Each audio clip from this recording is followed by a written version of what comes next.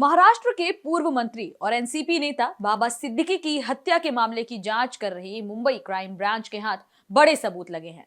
जांच में यह खुलासा हो गया है कि लॉरेंस बिश्नोई के भाई अनमोल बिश्नोई ने ही शूटर के साथ साथ सीधे संपर्क में आकर बाबा सिद्दीकी वाले मामले को अंजाम दिया है। पुलिस ने बाबा सिद्दीकी हत्याकांड में अब तक 10 आरोपियों को गिरफ्तार कर लिया है। बाबा सिद्दीकी हत्याकांड में बड़ा अपडेट सामने आया है, जिससे पता चलता है कि बाबा सिद्दीकी हत्याकांड के पीछे साबरमती जेल में बंद गैंगस्टर लॉरेंस बिश्नोई गैंग का ही हाथ है।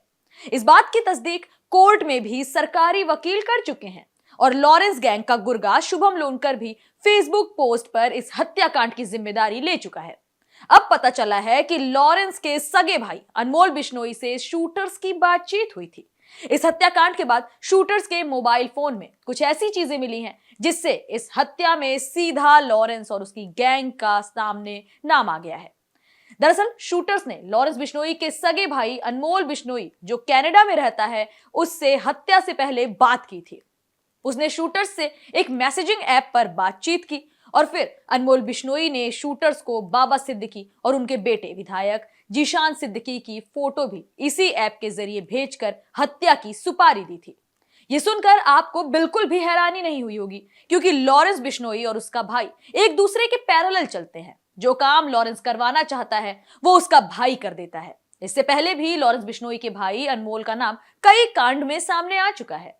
शूटर्स ने वैसे तो काफी चैट्स डिलीट कर दी हैं, लेकिन अनमोल बिश्नोई नाम से हुई चैट के कुछ हिस्से पुलिस के हत्थे चढ़े हैं, जिसे लेकर मुंबई पुलिस ने ये जानकारी स्पेशल सेल से भी साझा की है और जिस अनमोल बिश्नोई नाम से शूटर्स की चैट हुई है उसे वेरीफाई किया जा रहा है कि ये वही अनमोल बिश्नोई है जो कनाडा में रहता है, या फिर कोई और नया गुर्गा लॉरेंस की गैंग में अनमोल के नाम से शामिल हो गया है।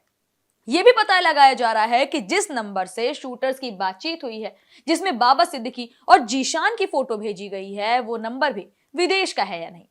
शूटर्स के फोन से कुछ फोटो शूटर्स के पास मिली हैं। इनमें शूटर्स के हाथ में गन भी नजर आ रही हैं। सूत्रों के मुताबिक ये सारी फोटोज 13 सितंबर की हैं। पूछताछ में शूटर्स ने कबूला है कि बाबा सिद्दीकी की हत्या करने से पहले उन्होंने गन चलाने की प्रैक्टिस की थी। इस हत्याकांड में गुरनैल सिंह, धर्मराज कश्यप गिरफ्तार किए जा चुके हैं। वहीं शिव कुमार गौतम अभी भी फरार चल रहा है। इसके अलावा फेसबुक पर दावा करने वाले शुभम लोनकर के भाई प्रवीण को भी मुंबई पुलिस ने पुणे से गिरफ्तार कर लिया है। इस मामले में कुछ और लोगों की भी गिरफ्तारी हुई है।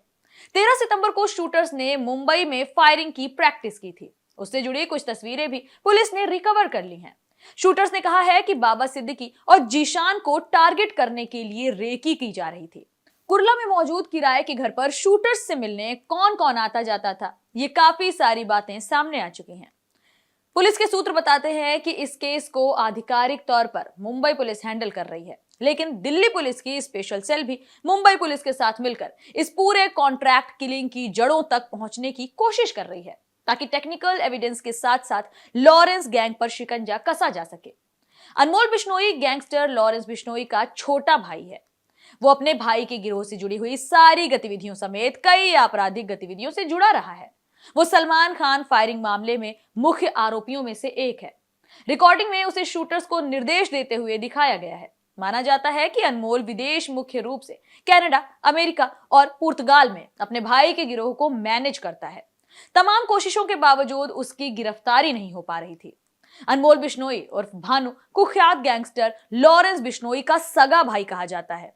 गायक और राजनेता सिद्धू मूसेवाला की हत्या में भी लॉरेंस का भाई अनमोल आरोपी है। साल 2023 में एजेंसी ने उसके खिलाफ चार्जशीट दाखिल की थी। इस रिपोर्ट की माने तो वो फर्जी पासपोर्ट पर भारत से भाग गया। कथित तौर पर अपने ठिकाने लगातार अनमोल बदलता रहता है। पिछले साल उसे केन्या में और फिर इसी साल कनाडा में स्पॉट किया गया। एक समाचार रिपोर्ट के मुताबिक तो उस पर 18 से ज्यादा आपराधिक मामले दर्ज हैं। वो जोधपुर जेल में सजा भी काट चुका है। 7 अक्टूबर 2021 को जमानत पर अनमोल को रिहा किया गया। इसी साल 14 अप्रैल को सुपरस्टार सलमान खान के घर यानी गैलेक्सी अपार्टमेंट के बाहर गोलीबारी भी हुई। इस मामले की जांच कर रही मुंबई क्राइम ब्रांच ने वांटेड आरोपी अनमोल बिश्नोई के खिलाफ गोलीबारी मामले में कथित संलिप्तता के कारण लुकआउट सर्कुलर यानी एलओसी नोटिस भी जारी किया था। घटना के बाद उसने सोशल मीडिया पर एक पोस्ट शेयर की और गोलीबारी की जिम्मेदारी भी ली थी।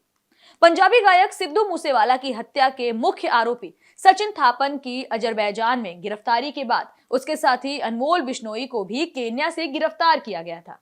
आरोप था कि इन दोनों को गैंगस्टर लॉरेंस बिश्नोई ने फर्जी पासपोर्ट के जरिए भारत से बाहर भगा दिया। सिद्धू मूसेवाला की हत्या की पूरी योजना तैयार करने में सचिन थापन और अनमोल बिश्नोई ने मुख्य भूमिका निभाई थी। उस समय ये दोनों कनाडा में छुपे हुए गैंगस्टर गोल्डी बरार के भी संपर्क में लगातार बने हुए थे। सचिन थापन गैंगस्टर लॉरेंस का रिश्तेदार बताया जाता है। सचिन और अनमोल ने ही पूरा खाका तैयार किया था कि मूसेवाला पर किस तरह से हमला किया जाएगा और हमले को कौन कौन से लोग अंजाम देंगे। ये पूरी रणनीति तैयार होने के बाद लॉरेंस बिश्नोई ने दोनों को फर्जी पासपोर्ट के सहारे विदेश भाग जाने में मदद की ताकि दोनों पूरी तरह से सुरक्षित रहें। मामले का दूसरा आरोपी सचिन थापन जब विदेश भाग गया तब उसने विदेश से ही सोशल मीडिया के जरिए ये बात फैलाई कि सिद्धू मूसेवाला को उसने खुद अपने हाथों से गोली मारी थी। दूसरी ओर पुलिस जांच में लगातार जुटी रही। कड़ियों के बीच लगातार ये साफ हो गया कि मूसेवाला पर हमले के समय सचिन थापन घटनास्थल पर मौजूद ही नहीं था। जांच में अधिकारियों ने पाया कि सचिन थापन हत्याकांड की जांच को भटकाने और जांच अधिकारियों को गुमराह करने की कोशिश कर रहा है। इसके बाद पंजाब पुलिस ने गोल्डी बरार के अलावा सचिन थापन, अनमोल को विदेश से पकड़कर लाने के लिए केंद्रीय विदेश मंत्रालय को जानकारी भी दी थी। अब बाबा सिद्दीकी के मामले में जहां पर लगातार जांच जारी है, वहां पर भी अनमोल बिश्नोई का नाम जुड़ चुका है। एक बार फिर से उसकी खोजबीन शुरू हो चुकी है और लगातार दूसरी ओर पुलिस इस मामले की जांच पड़ताल करते हुए सभी आरोपियों की गिरफ्तारी की कोशिश कर रही है। फिलहाल इस रिपोर्ट में इतना ही। कैसी लगी हमारी ये जानकारी हमें कमेंट सेक्शन में जरूर बताएं। साथ ही वीडियो को लाइक करें, शेयर करें और चैनल को सब्सक्राइब करना बिल्कुल ना भूलें।